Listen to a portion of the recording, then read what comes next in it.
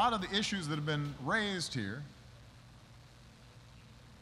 and in places like Baltimore and Ferguson and New York goes beyond policing. We can't ask the police to contain and control problems that the rest of us aren't willing to face. Ferguson, Missouri was bound to happen sooner or later. The rise in law enforcement seeking to crack down on rising crime, and criminals taking as much advantage as they can of cops fearful about being busted for doing their jobs. The Ferguson effect is now nationwide.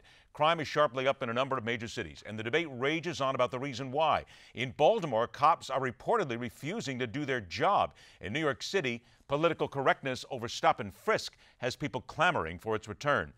First up is host of the McGraw Show on the Big 550 KTRS in St. Louis, Missouri. Always great to be joined by McGraw Milhaven. And welcome in another veteran radio talker, now host at WHK 1420, The Answer in Cleveland, Ohio. Bob Frantz joins us. Gentlemen, great to have you both on the show. We thank you for your time. And I'm going to start out right away by getting to the guy who is closest to the situation of Ferguson, and that's you, McGraw. Here we have a director of the Justice Program at the Brennan Center for Justice at the New York University School of Law saying, wait a minute, there's no such thing as a Ferguson effect here. It's probably just a normal fluctuation that happens. You live close. How do you answer when somebody says that? Well, it's there's a lot of information, and there's a lot of speculation, and there's a lot of opinion.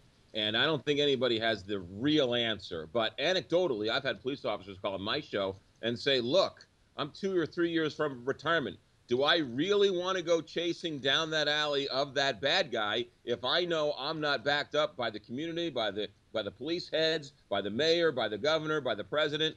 It's real out there. And I know that police, if you talk to them on the front lines, they say they're a little more hesitant, they're a little more apprehensive, and we're also seeing in St. Louis less people actually going into the academies to become police. So I don't know if it's real, but it's perceived and it's anecdotal that there is some type of Ferguson effect going on here in St. Louis. Now, you're getting that from cops in your city. Here we have a story about a man who ID'd himself as a Baltimore police officer, basically calling a Baltimore station and saying, hey, we're organizing to push out the city's mayor because nobody's behind us. So, Bob, in Cleveland, another city that is under the gun with cops right now, do you get the same sense from the good cops on the beat? They're basically saying, that's it. I'm not getting the support. I'm not going to do my job.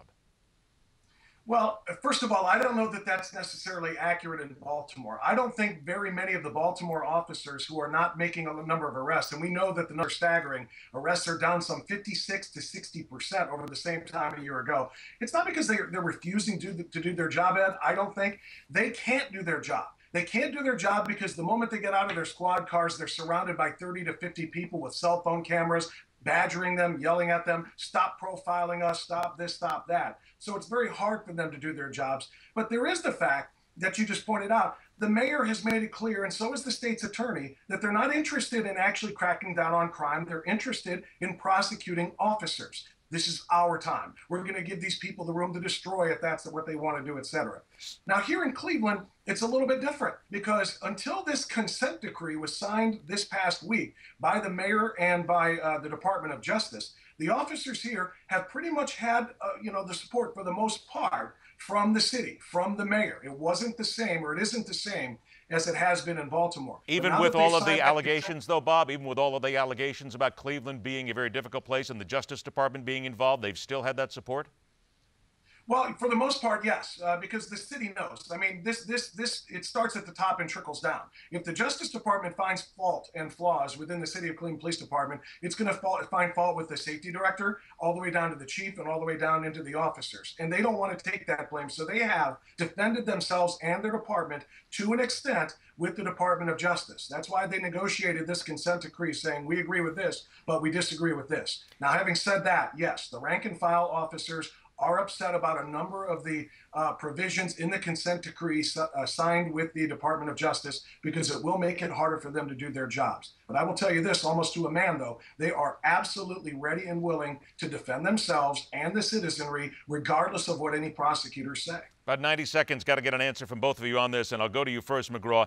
The president says this goes beyond policing. Does that go to the citizenry itself that needs to basically understand that they've got to be a part of this, and they've got to be a part of understanding that there is law and order that's got to be followed, regardless of what's happening at the cop level?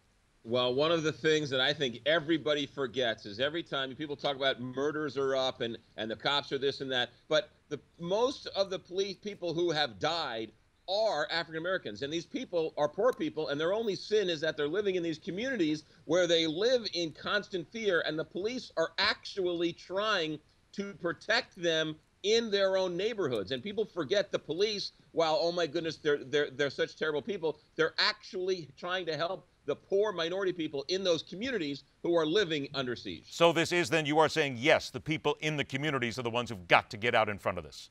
Well, the people in the communities are carrying in their homes, and they call the police. They're the ones who love to see the police there. So while you have 4 or 5 protesters who might be with a cell phone and yelling and screaming and throwing rocks at the police, the overwhelming majority of the community that they're there, thank goodness there are police officers there. And those people are the ones who aren't being heard from because they're cowering under their couch in their living room. 25 seconds to you, Bob. Same thing.